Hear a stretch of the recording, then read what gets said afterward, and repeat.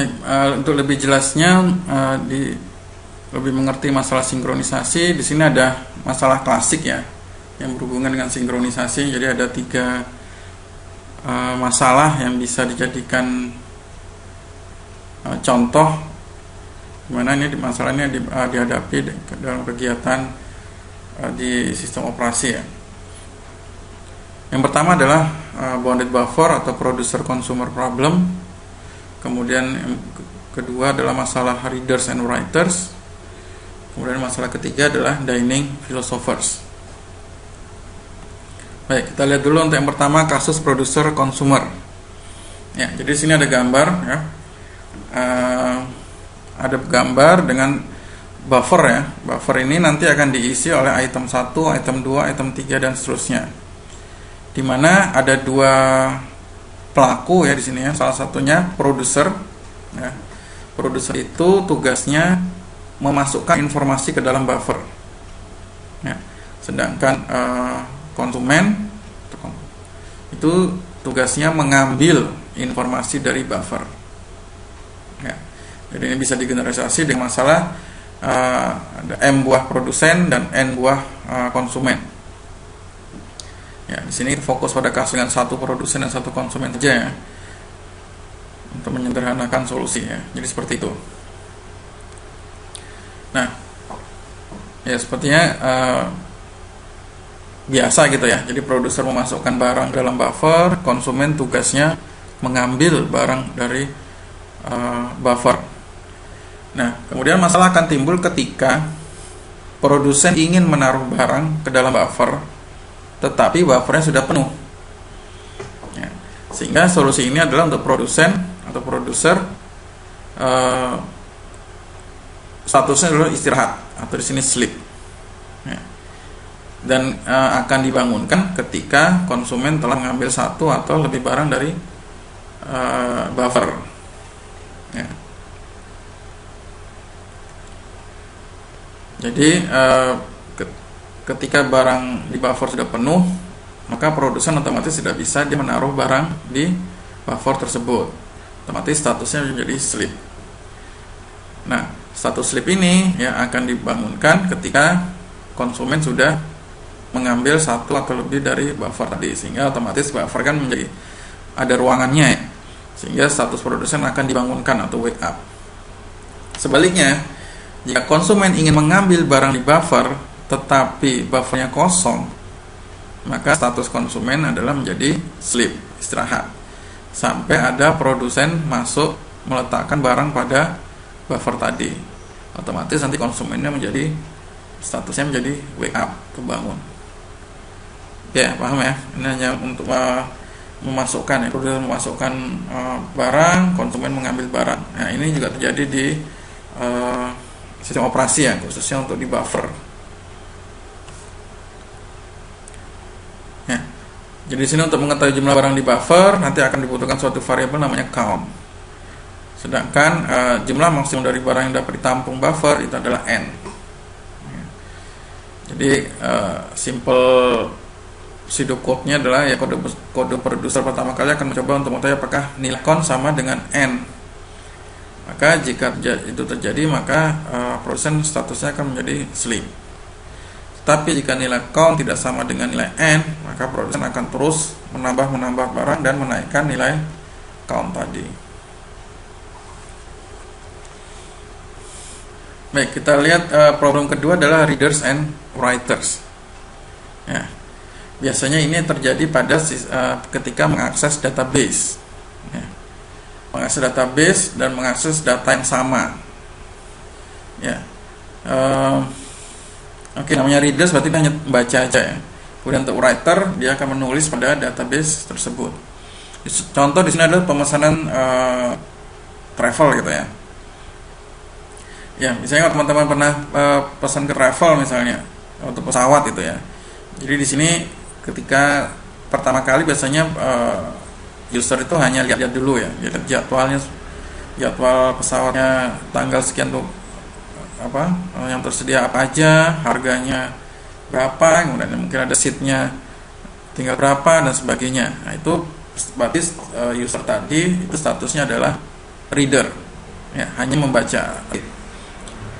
Tetapi ketika user tadi sudah berniat ingin booking tiket tadi, ya, kemudian yang melakukan proses booking dan bayar dan seterusnya, maka user tadi statusnya sudah menjadi writer. Kenapa?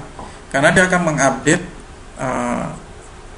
penumpang, ya, jadi jumlah penumpang dari pesawat yang dia booking tadi.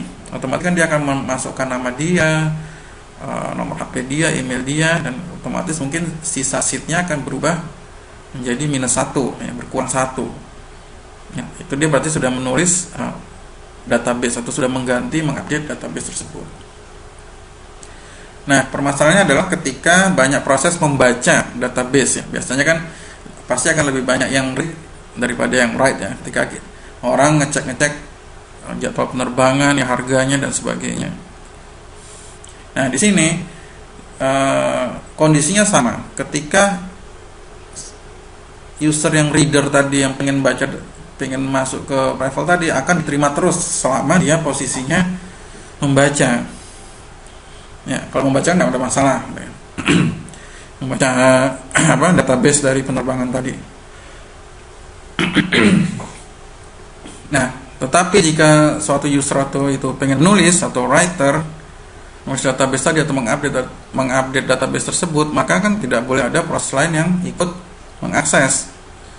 Ya, jadi untuk menjaga agar nanti yang di write atau yang dirubah tadi statusnya akan jadi baru, gitu, ya, dan bisa nanti akan di share ke yang lain. Nah, jadi ketika writer atau ketika user melakukan proses booking dan sebagainya, maka tidak boleh ada proses lain yang mengganggu si user tadi ketika ingin booking. Ya. Jadi ketika selama reader menggunakan database reader lain terus berdatangan, ya, bukanlah sebuah masalah, maka reader yang kedua dan ketiga dan seterusnya akan terus diterima. Ya. Selama paling tidak ada satu reader yang aktif, ya. Jadi ketika reader tadi sedang mengakses database, kemudian reader tadi datang lagi ngantri di belakangnya, itu akan terus diterima terus. Tapi ketika readernya tidak ada yang aktif di database, mungkin si writer baru bisa masuk.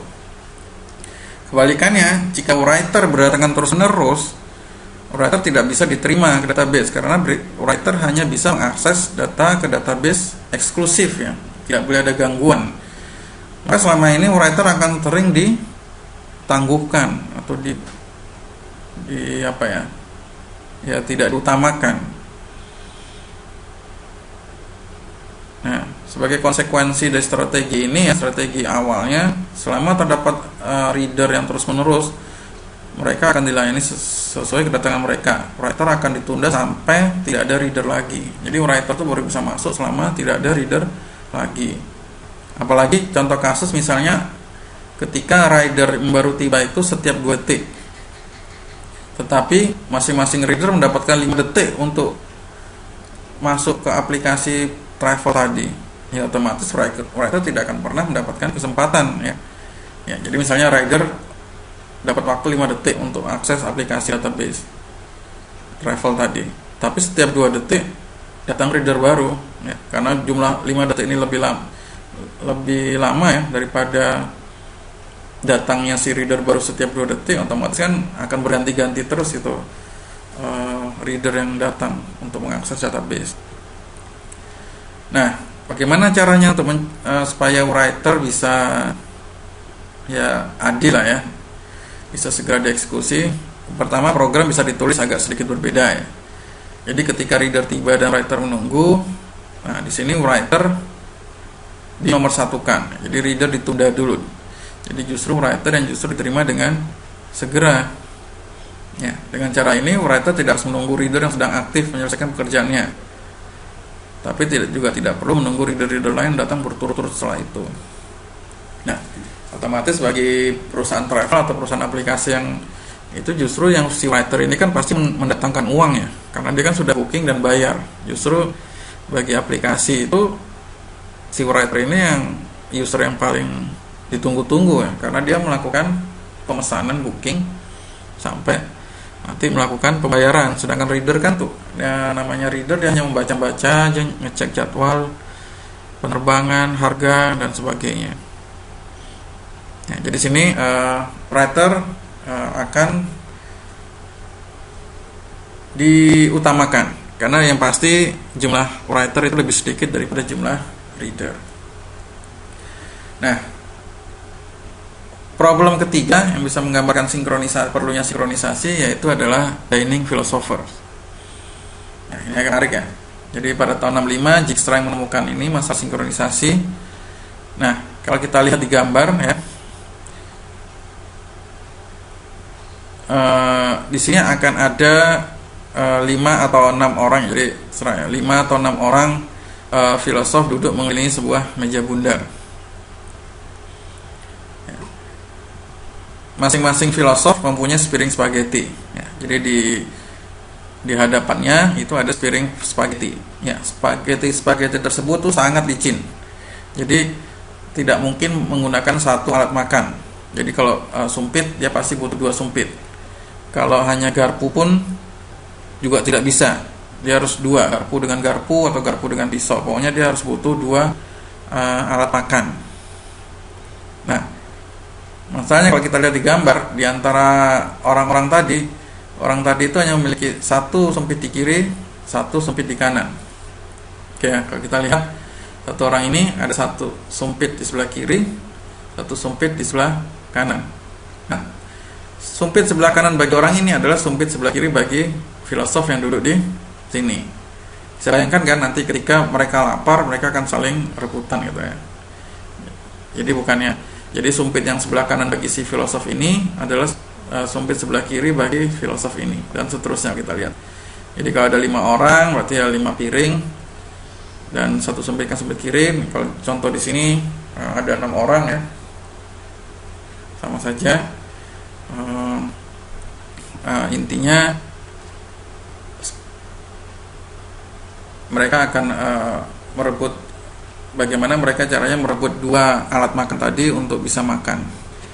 Nah, kehidupan para filosof tersebut tadi terdiri dari 2 periode ya, yaitu makan atau berpikir. Jadi ketika filosof tadi lapar, maka dia akan berusaha mendapatkan sumpit kiri dan sumpit kanan sekaligus. Ya, jadi ketika dia lapar, statusnya lapar, dia harus mendapatkan sumpit kiri dan sumpit kanan sekaligus. Jika sukses, maka statusnya filosof tadi menjadi makan. Setelah selesai meletakkan kedua sumpit, statusnya berubah menjadi berpikir. Oke ya, paham ya? Jadi kalau kita lihat gambar, ya, mereka akan harus membutuhkan 2 alat makan untuk bisa memakan spaghetti yang sangat licin tadi. Jadi menggunakan prosedur take fork. Ya. Prosedur ini nanti akan menunggu sampai sumpit-sumpit yang sesuai bisa didapatkan dan kemudian digunakan. Nah, pertanyaannya, bagaimana ketika 5 atau 6 orang filosof tadi mengambil sumpit kiri secara bersamaan, ya, atau laparnya bareng-barengan, gitu ya? Otomatis apa? Ketika 5 orang tadi mengambil sumpit kiri secara bersamaan, ya, sumpit atau pisau atau alat makan di sebelah kiri secara bersamaan, maka otomatis prosedurnya adalah dia akan mencoba mengambil sumpit kanan secara bersamaan juga. Nah, karena kan statusnya ketika dia lapar, maka dia harus ambil sumpit kiri sebelah kiri, kemudian cek apakah sumpit kanan ada. Ketika ada maka ambil. Nah, tapi ketika tidak ada, dia harus menunggu. Nah, ketika 5 orang ini barengan ngambil sumpit kirinya, otomatis dia akan cek sumpit kanannya. Nah, ketika dia akan mengambil sumpit kanannya, otomatis kan tidak ada, ya kan? Karena sumpit kiri sudah diambil oleh filosof yang di sebelah kirinya. Oke, paham ya? Karena ini jumlah orang dengan jumlah alat makannya kan tidak sama deh. Jadi hanya 1 di sebelah kiri, 1 di sebelah kanan. Nah, kondisinya akan menjadi deadlock. Ya, karena apa? Ya, karena mereka tunggu-tunggu akhirnya. Mereka ngambil sumpit kiri bersamaan, cek sumpit kanan nggak ada, taruh lagi, nggak jadi makan. Kemudian repeat lagi. sumpit kirinya secara bersamaan nggak ada juga, maka dia akan terjadi, itu akan disebut jadi deadlock.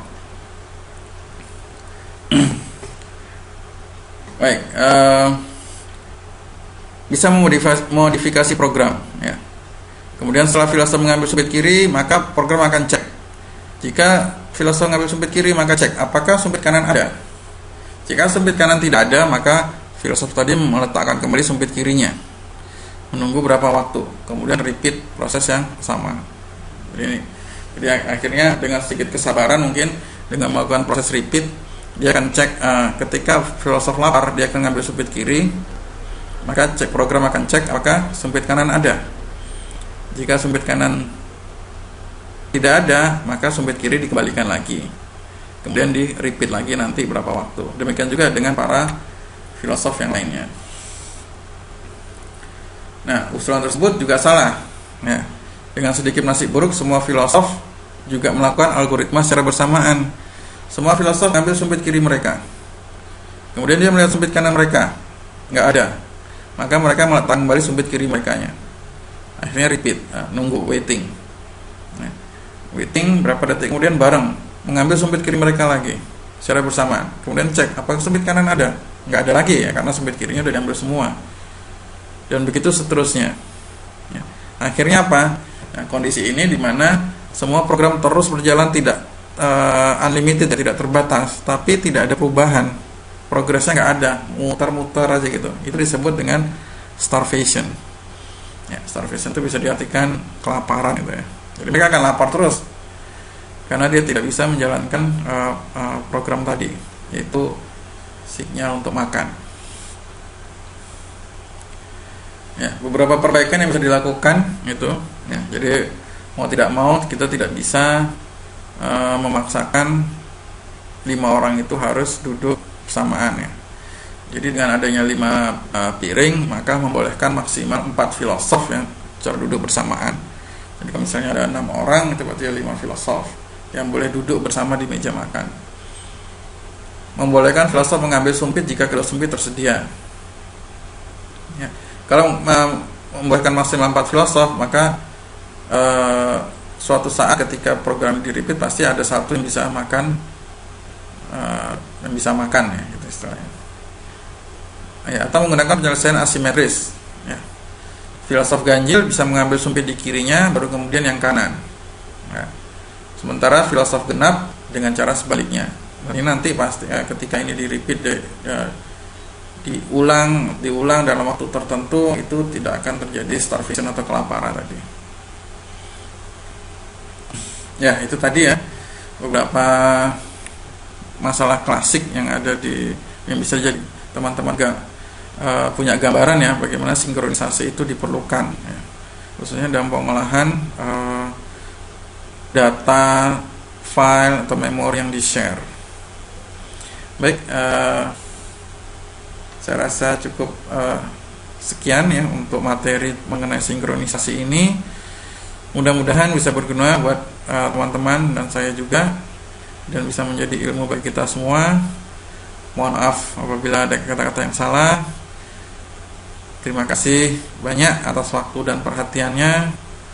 Wabillahi taufiq wal hidayah. Wassalamualaikum warahmatullahi wabarakatuh.